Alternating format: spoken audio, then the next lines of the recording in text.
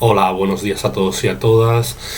Dedico este vídeo a la deidad Adón, del que se viene a decir muchas veces que tuvo un origen israelita, jacobeo o incluso griego, micénico, arcaico.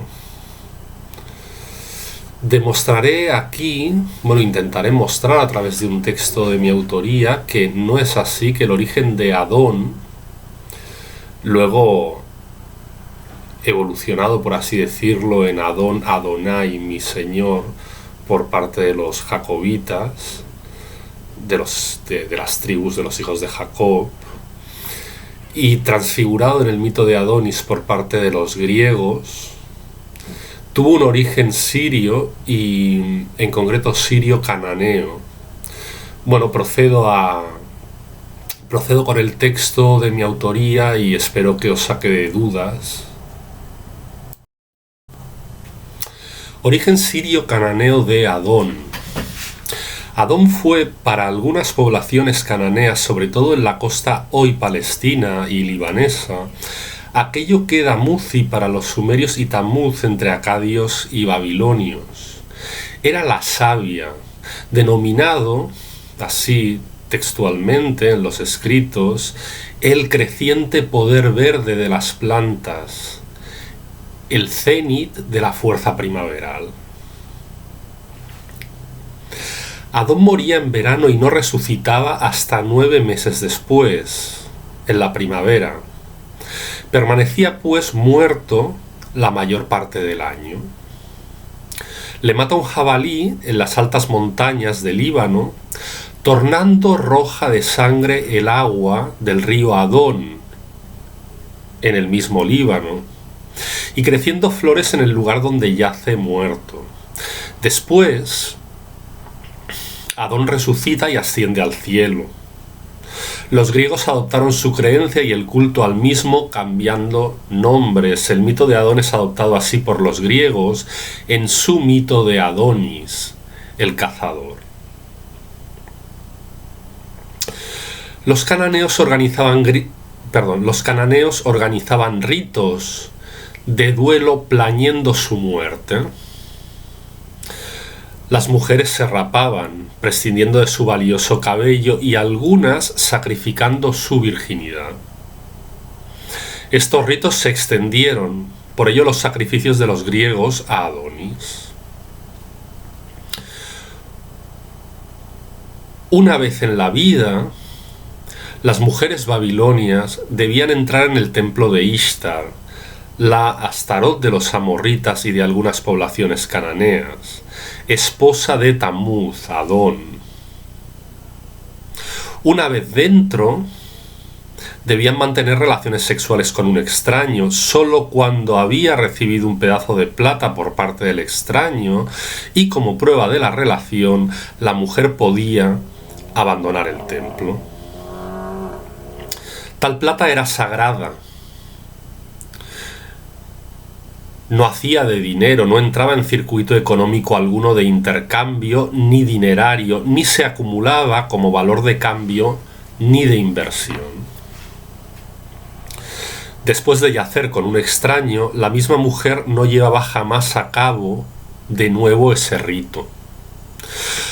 Los asirios practicaron el mismo rito. Llamaban Milita a Venus. O más bien lo contrario, los helenos fueron quienes llamaron Afrodita a Milita y luego de Afrodita la Venus romana. Heródoto, en sus escritos históricos, se refiere a lo mismo en Chipre, donde las mujeres viajaban hasta el mar para ofrecerse a los marineros. El tirio Elisar de Tiro, en el actual Líbano, secuestró a 80 mujeres y las ofrendó a su tripulación. Adón era inmortal, siempre resucitaba. Así la muerte creaba vida, en la muerte había vida, de idéntico modo a cómo las estaciones yermas y secas garantizan que la primavera sea fructífera al fin y al cabo. Si siempre hubiera primavera, es decir, en ausencia de la muerte por todo el año, una sola primavera anual, las raíces de la flora, de las siembras, de los cultivos se pudrirían por exceso de agua. El clima perdería su vital moderación, balance. Al ser tapada la calidez del sol por la nubosidad primaveral de un abril eterno, y haciéndose pues imposible la consecución de la vida y su prosecución.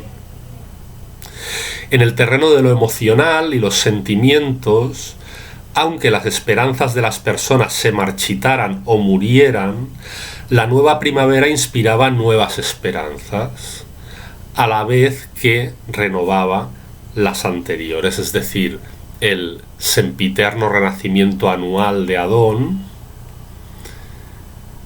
era un acto de vida, de vivificación en la naturaleza, pero también en el terreno de la psicología y en el terreno de la sociedad, al renovar la ilusión por las empresas humanas, por los proyectos sociales, por darse, por autoofrendarse las energías vitales, la fuerza de trabajo, ofrendarlas a la sociedad. En el terreno psicológico, al renovar las esperanzas del sujeto, del individuo.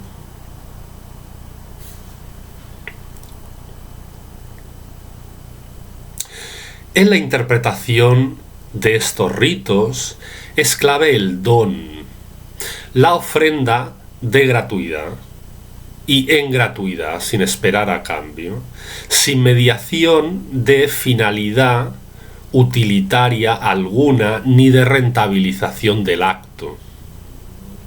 Adón Damuzi provee sin esperar nada a cambio.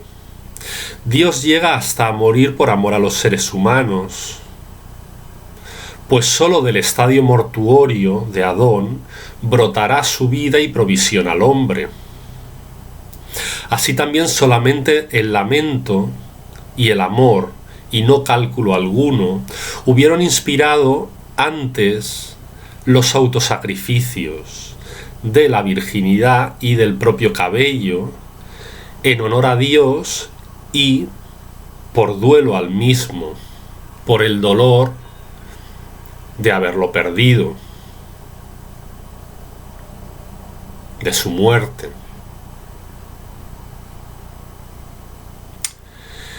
Es el cuerpo de Adón aquello enterrado bajo el campo, tal y como el grano de trigo se desprende de la espiga viva, y solo siendo enterrado en la tierra y en su traslación por el viento, produce una nueva espiga.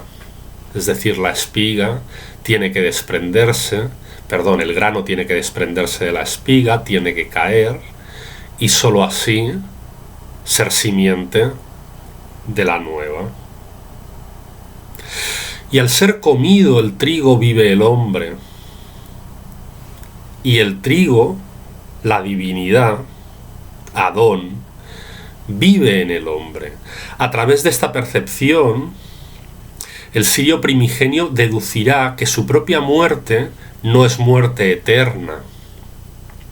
Es decir, si en el mundo supramundano o sacro la deidad muere y resucita, si en la naturaleza esta deidad transubstanciada en el trigo muere y resucita después de ser enterrada en el subsuelo como una nueva espiga,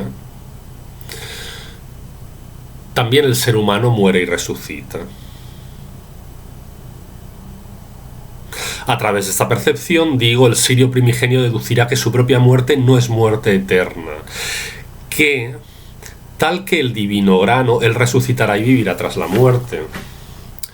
Los ritos se proyectaron, en fin, hacia representar las reacciones del alma humana, tanto como el alivio humano frente a sus penas. Los sentimientos de pena eran condición sine qua non para purgar el alma y reavivarla, resarcirla, sanarla, y estos sentimientos de pena se hacían manifiestos a través de los ritos de duelo y de plañido del Adón muerto que antes hemos comentado, con los autosacrificios de cabello, de virginidad, ofrendas de riqueza, dilapidación no utilitaria, de riqueza, gasto suntuario, que implicaban tales ritos.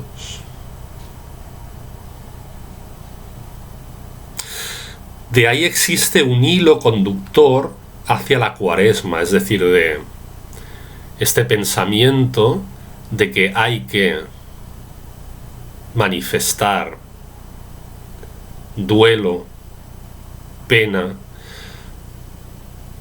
por lo que merece ser objeto de manifestación de duelo y de pena, como condición permisiva, como condición de posibilidad para resarcir el alma y para ayudar, para de alguna manera apoyar por un sentimiento de empatía energética colectiva al proceso mítico, ¿no? Al proceso transmundano del triunfo de Adón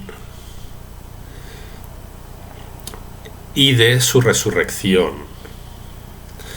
Pues de esto proviene, o sea, hay un hilo conductor hacia la Cuaresma antes de Semana Santa, periodo de abstinencia, de privación, antiguamente de ayuno, y en algunas comunidades cristianas orientales como las maronitas, aún quizá los más mayores practican no solo la privación de la carne en Cuaresma, sino el ayuno, y antes se hacía más esto, el cristianismo oriental.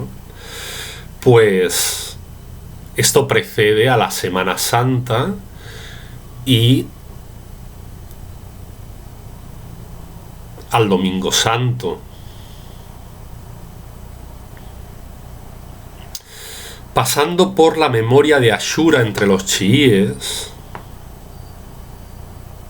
o sea, el duelo también, el dolor, el rito de autolesión, donde incluso por incisión y por contusión de objetos con la hoja afilada, como cuchillos más o menos grandes a veces, y el contacto, machacón, percutor con el cuerpo, pues los celebrantes del rito de la Ashura llegan a sangrar.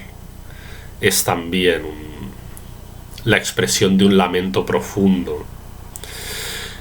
Y también hay un hilo conductor entre este pensamiento de los sirios primigenios y la experiencia de catarsis entre los antiguos griegos, según la cual el alma, para sanar, debe sentirse partícipe debe conectarse de alguna manera al sufrimiento de un tercero, normalmente en la representación teatral, y sentir en carne propia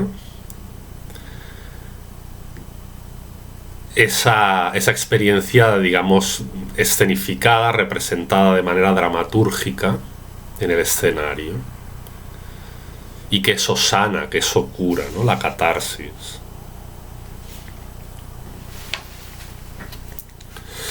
Los hebreos jacobitas, con su llegada a Canaán, adoptarán los ritos de Adón. Ellos los adoptarán y transformarán, sin abandonar el apelativo de Adón, lo transformarán a veces en Adonai mediante la transposición, o sea, detrás de la raíz de Adón, del sufijo ai, que hace referencia a uno mismo, con lo cual Señor se transforma en Señor mío o mi Señor.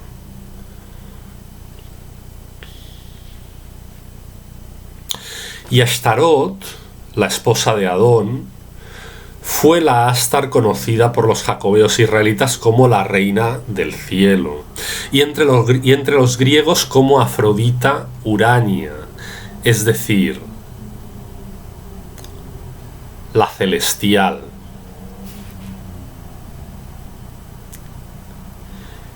Él, Dios, fue adoptado primariamente por los griegos, aunque caería en desuso. Así, en Elos, así se muestra la raíz de él, Dios, tal como se denominaba a Dios, él, en diversos nombres griegos como Elos, ciudad cercana a Troya, y también se muestra este uso primordial, este uso inicial de él y esta creencia en él por los griegos, aunque luego cayó en desuso, en el mismo nombre Elas, Grecia, la Hélade, Elas, Grecia, etimológicamente tierra sagrada o divina, tierra de Dios, Elas. En la onomástica griega, derivada de Adón o derivada de él, hallamos también a Elías, como nombre griego y más tarde mediterráneo occidental. Y también Adón, Adonis, Hadad, Adados, Baal, Belos, Salam, paz, Salamis, tanto nombrando la ciudad peninsular helénica de Salamis como la ciudad chipriota, isleña, insular de Salamis.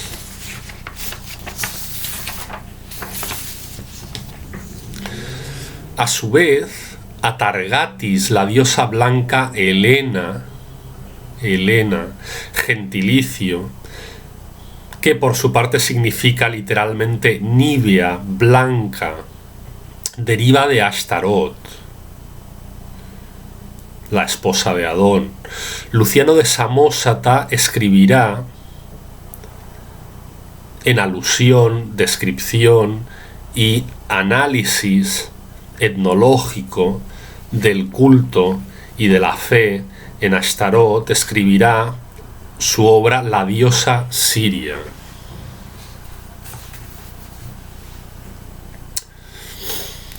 Otras derivaciones a partir de él son Eshel, Aquiles, Marsael, literalmente el lugar donde ancla Dios, o sea, el puerto de Dios, y que luego sería Marsella. También el estrecho de Jaraquel, que luego por los griegos sería bautizado como las columnas de Hércules, Jaraquel Hércules entre los griegos, y más tarde el estrecho de Gibraltar, hablamos del estrecho de Gibraltar. Jaraquel, encarnación mitológica de un héroe nacional cananeo, tenía su templo en la ciudad hoy libanesa de Tiro, intercedía, escuchaba peticiones y prevenía de peligros. Los cananeofenicios extenderían templos a Jaraquel a lo largo de sus puertos, consulados, colonias y enclaves a lo ancho del Mediterráneo. Tuvo un templo en Kadesh, la ciudad de la famosa batalla, la batalla de Kadesh. Pues Jaraquel tuvo un templo en Kadesh, la Siria actual. Nombres propios de personalidades enraizados en él son, por ejemplo, Helius Gallus, conquistador de Arabia, Marco Aurelio, emperador romano que casó con Cleopatra y cuyo nombre proviene de Aurael, Aemeliano de Emel, destructor de Cartago, a Emeliano de Emel, destructor de Cartago. De Helios deriva Julius, tal y como en Julio Cayo César Augusto, emperador de Roma.